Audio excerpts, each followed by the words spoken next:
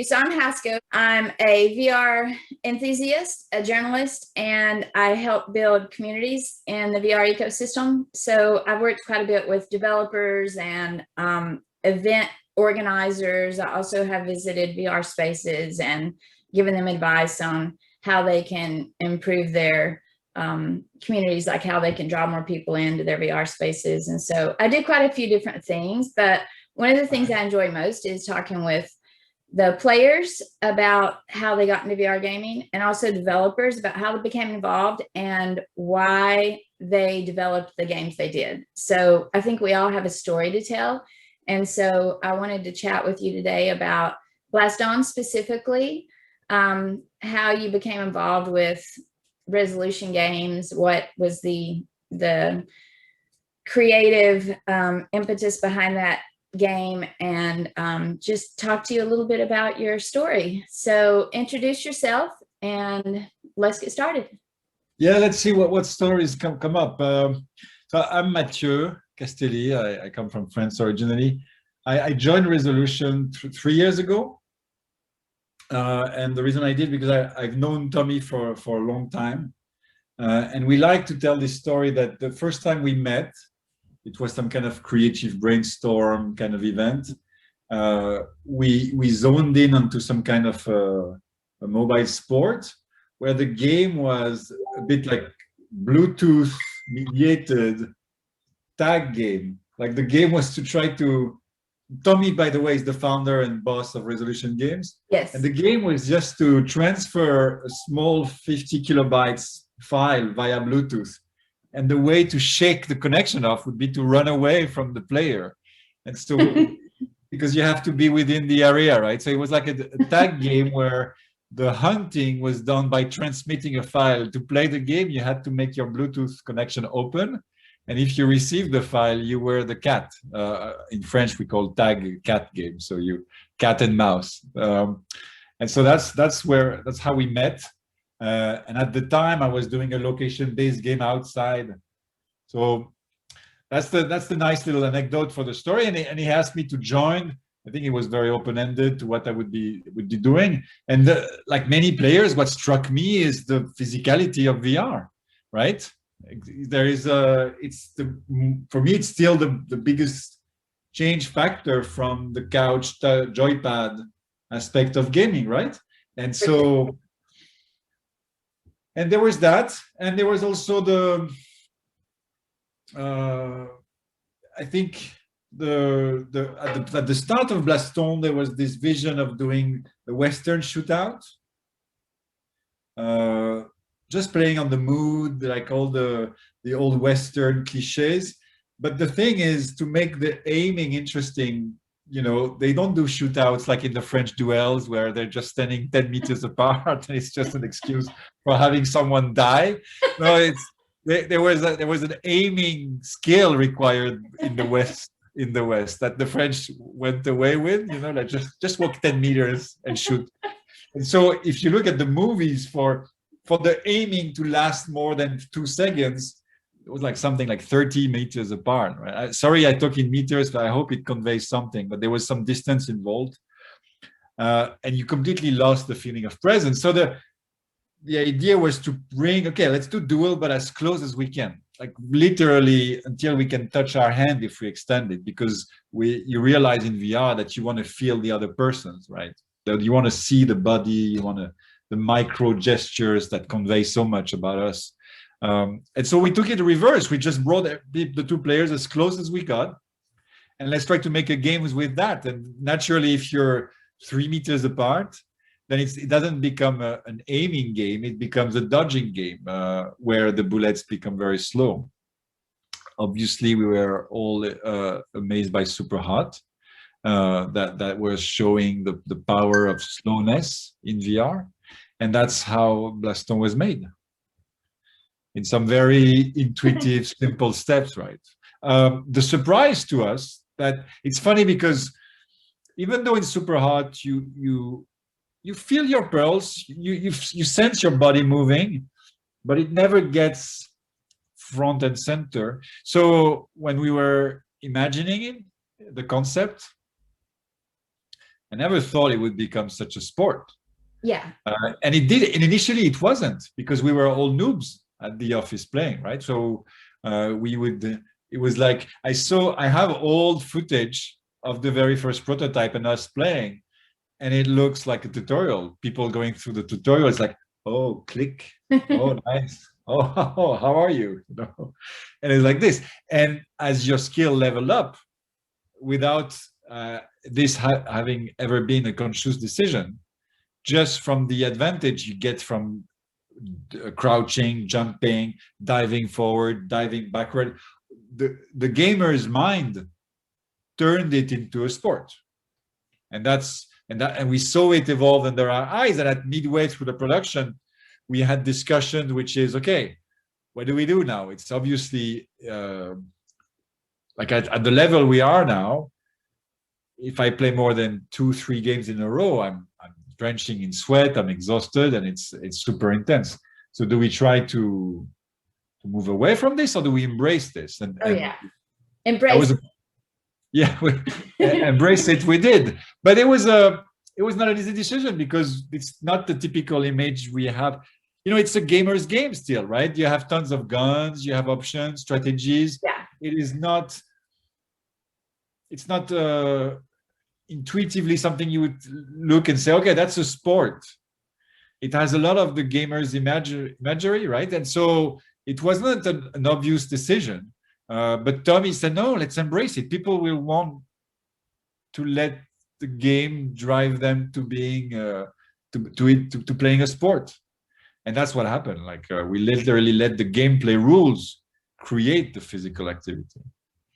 Yeah, you mentioned Super Hot, and I played Super Hot quite a bit back when I first started playing VR, and I did enjoy that. But I have to say, I like Blaston better, because I think that for me, first of all, I do like that closeness. I like being closer. So my favorite part of Super Hot is I think, you know, you can hit them with the gun, hit the enemy and make them dissolve with the gun. So now I don't think I can do that in Blaston though, right? Because I can't actually touch them. I can just shoot them. You cannot, I mean, on paper you can, but it's not really viable. I say you can, because you can cross over, you can leave your platform, but your life will go down extremely fast. And so some people have developed this ability to literally jump, and it's not touch per se, but it's such close range that it's almost like melee, right? But are they supposed to do that? I mean, is that a game design, or is that something they're doing because they're leaving their play space? No, we never wanted to unrule it, to make it illegal, if you want. Like we could definitely detect you and say, okay, right, round lost.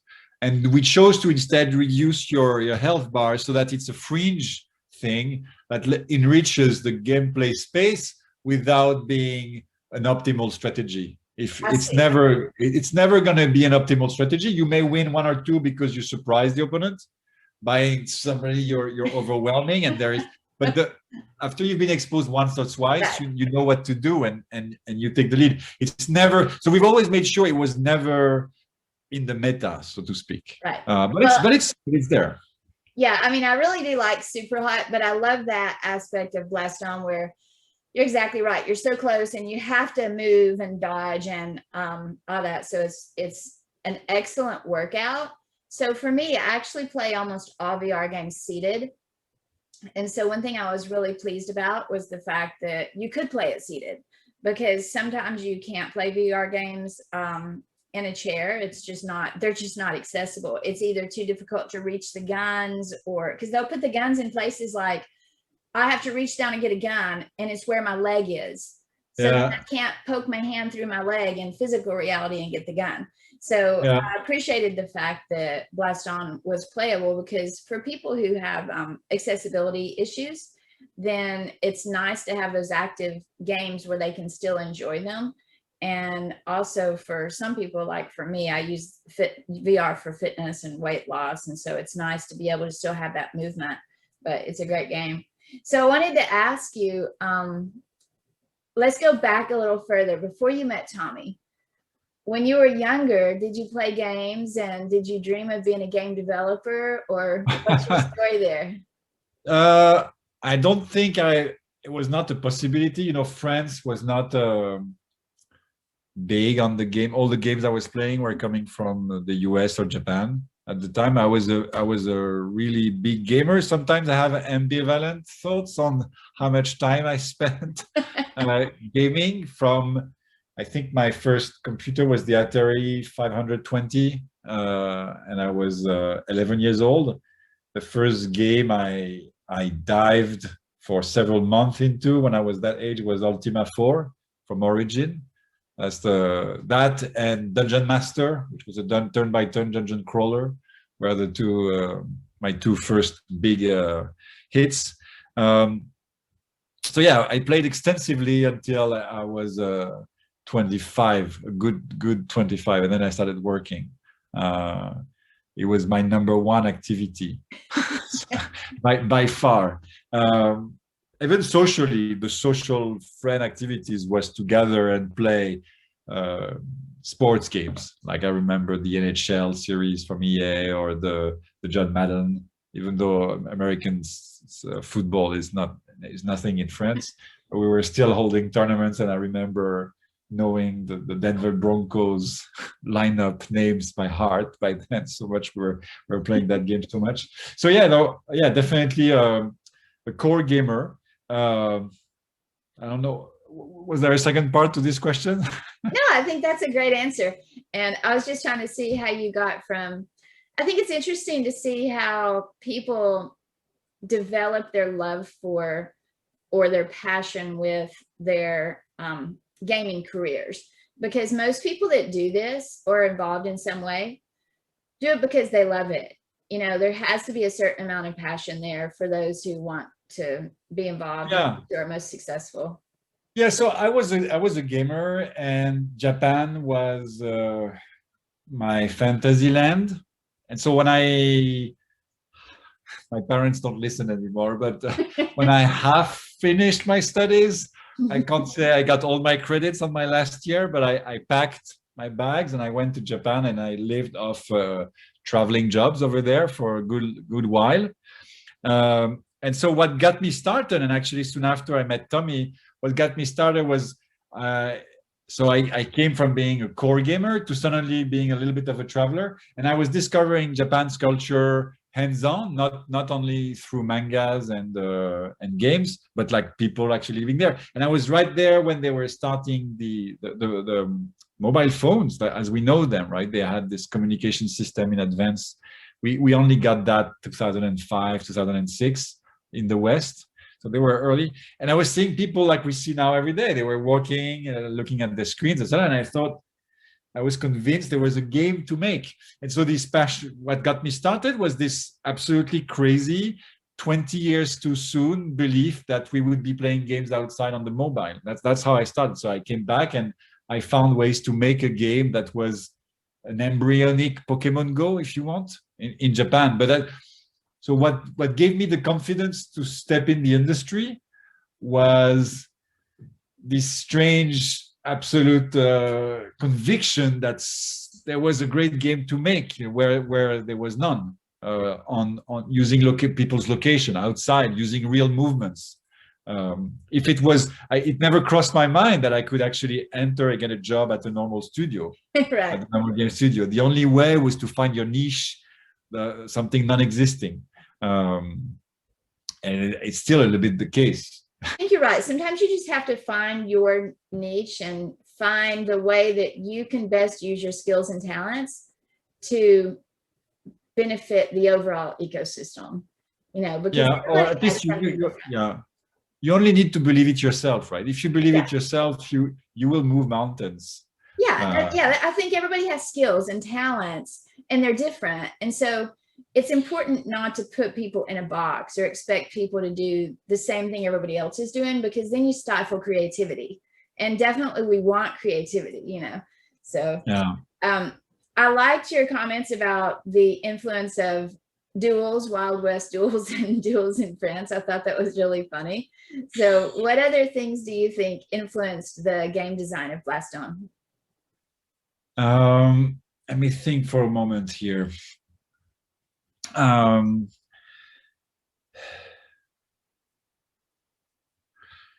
Mm, the rules, no, the gameplay really pulled us through. The moment So, we had, yeah, and there was, also I think that plus super hot, you said super hot influenced it a bit.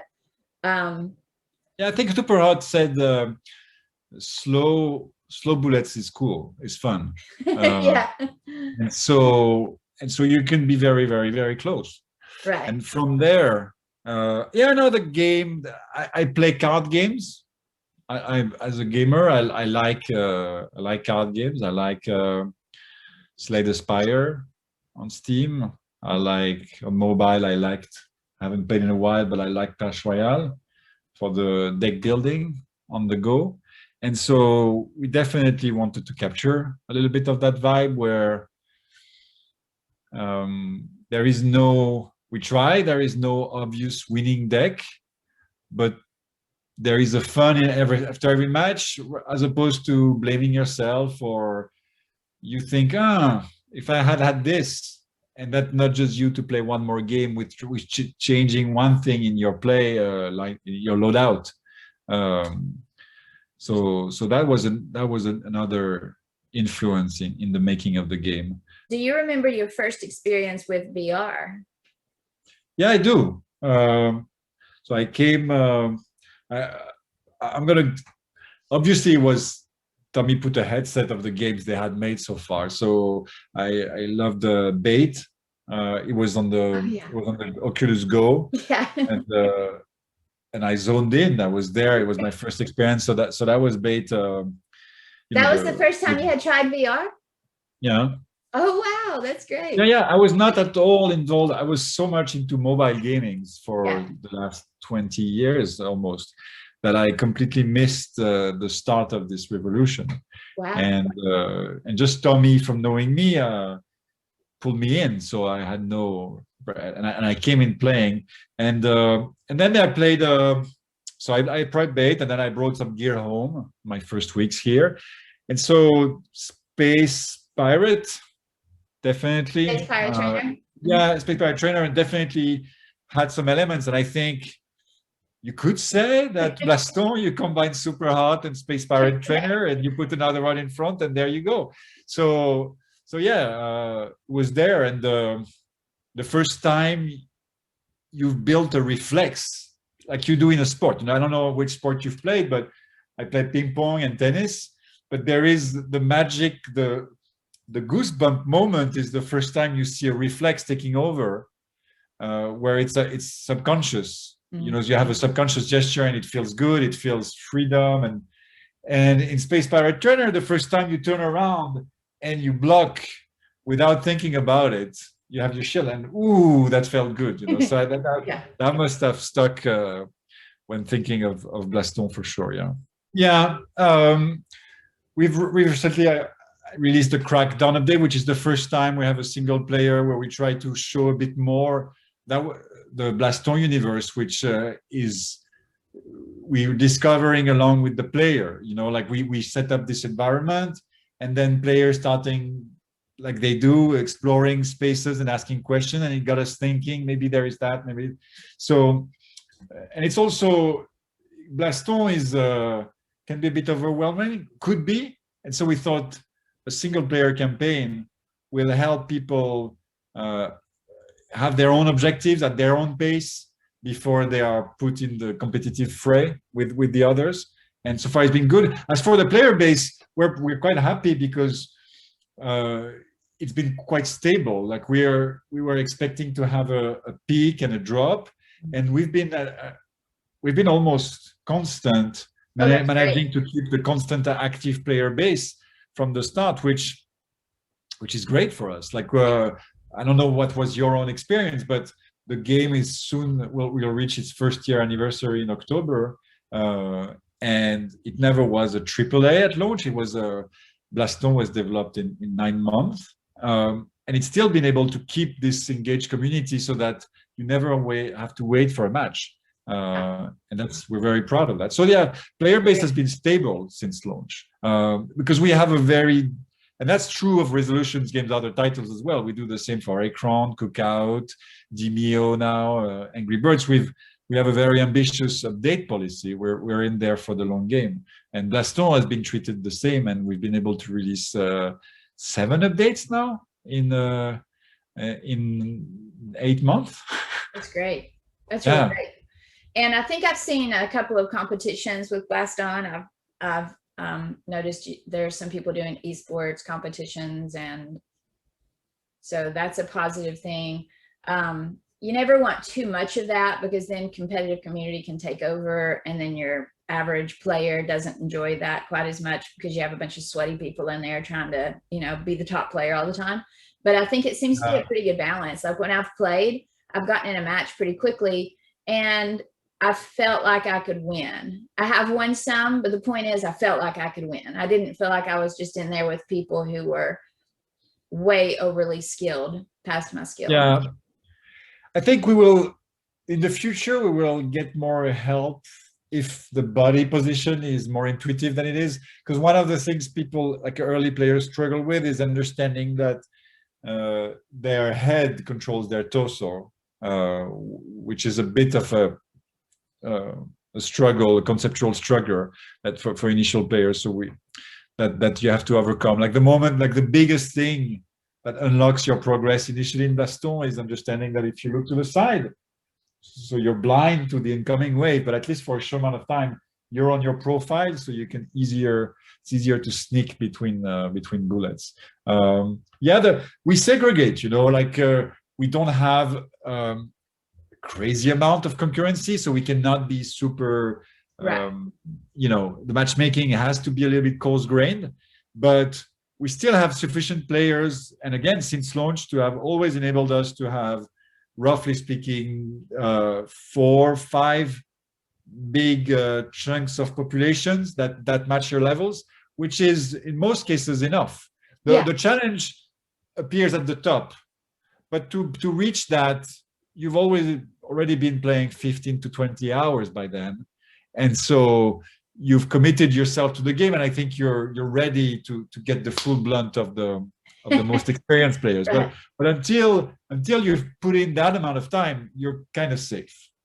Yeah, I did. I felt like it was very well balanced, and it was incredibly fun. So that's definitely an accomplishment. I think when you can pull in newer players and not have them feel like there's just no way to win. So that I give you guys, you know, applaud for that. That was great. So another thing I wanted to ask about, and I can cut this out if I'm not allowed to ask, but you guys had some issues recently with the addition of the Facebook ads. I know the community was upset about that. So I think, well, for what I can say, so I'm a creative. I'm not necessarily at the strategy core of the company, but there was a lot of misunderstanding. Our naive, and which we recognize as a mistake publicly, but our naive angle on this was like, we see Blaston as a sport, and the whole visuals we tried to create was the sense of arena. We have fake spectators. We have the way we display the scores is inspired from sports or like a hockey arena. And so we were thinking naively that it could even reinforce that feeling. You know, like in any sports arena right now around the rink, you will have billboards.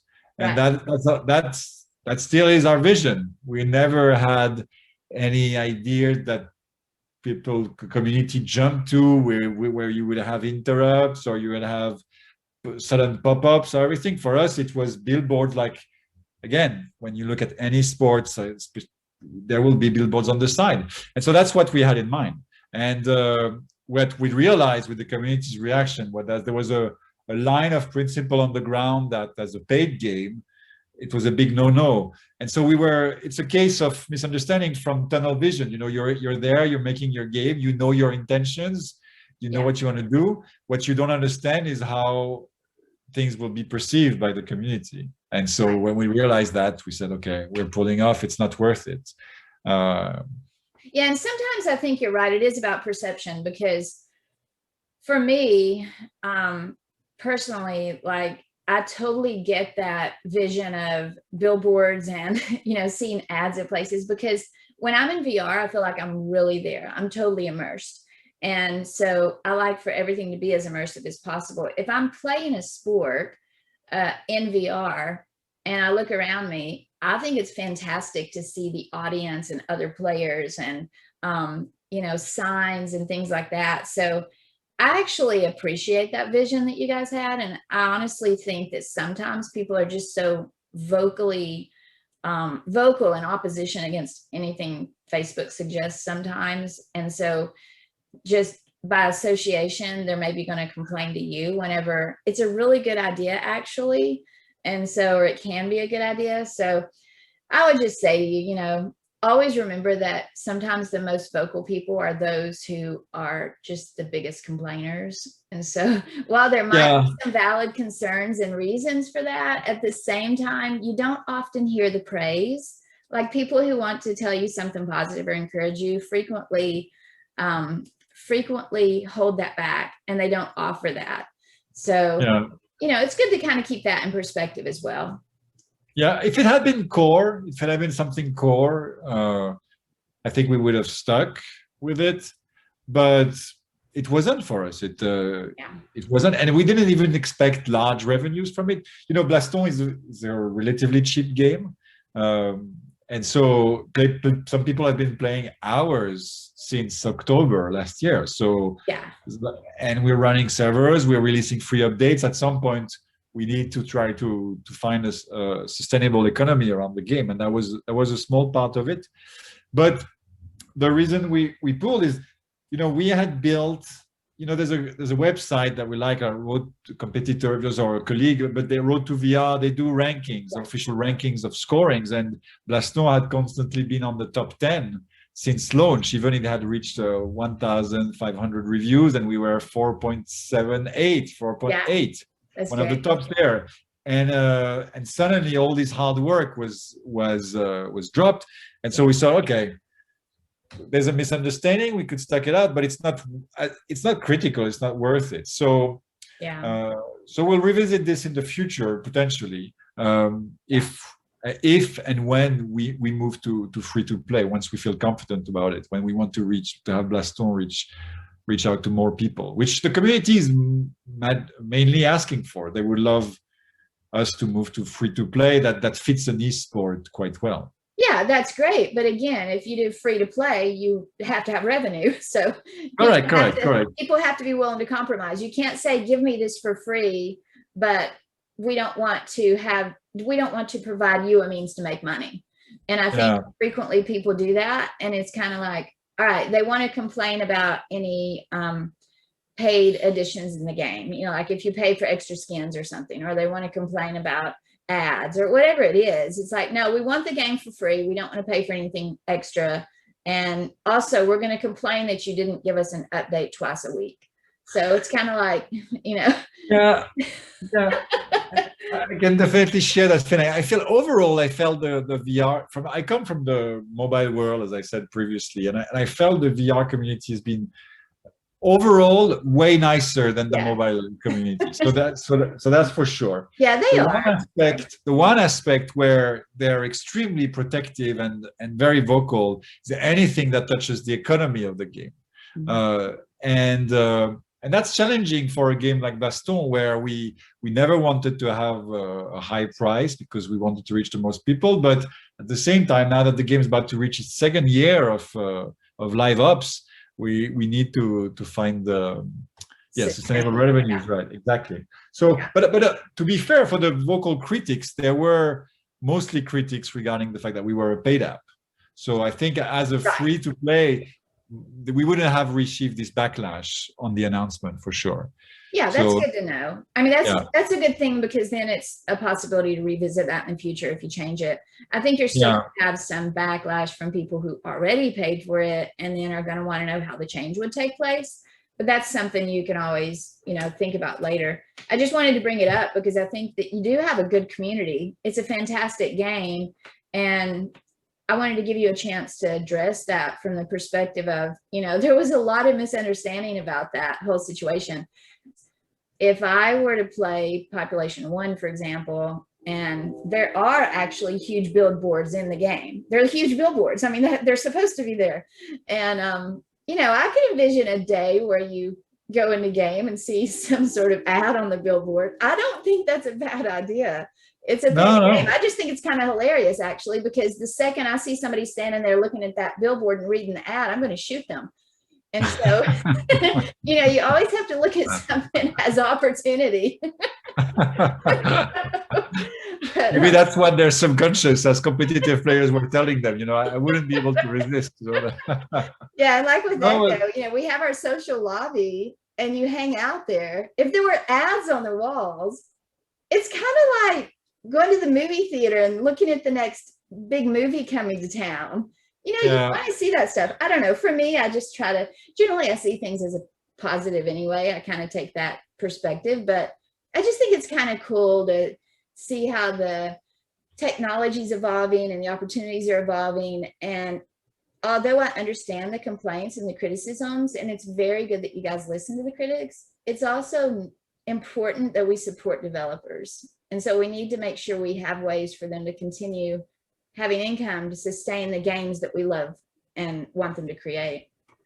Yeah, well, I think the majority understands that, as you said yourself. So, but it wasn't worth having our score drop so fast. Like we pick your battles, right? Pick your battles. Yeah, pick your battles. Definitely, especially in Blaston, All right. Well, I think I just had one last question for you. Do you look actually very fit? Do you use VR for fitness ever, or do you mostly use it for just playing? Do you have other things that you do for wellness?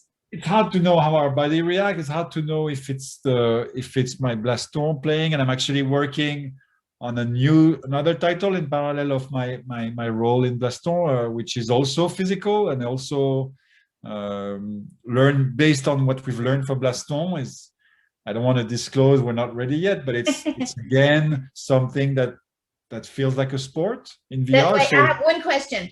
Does it involve guns, or does it have no guns? It doesn't involve guns.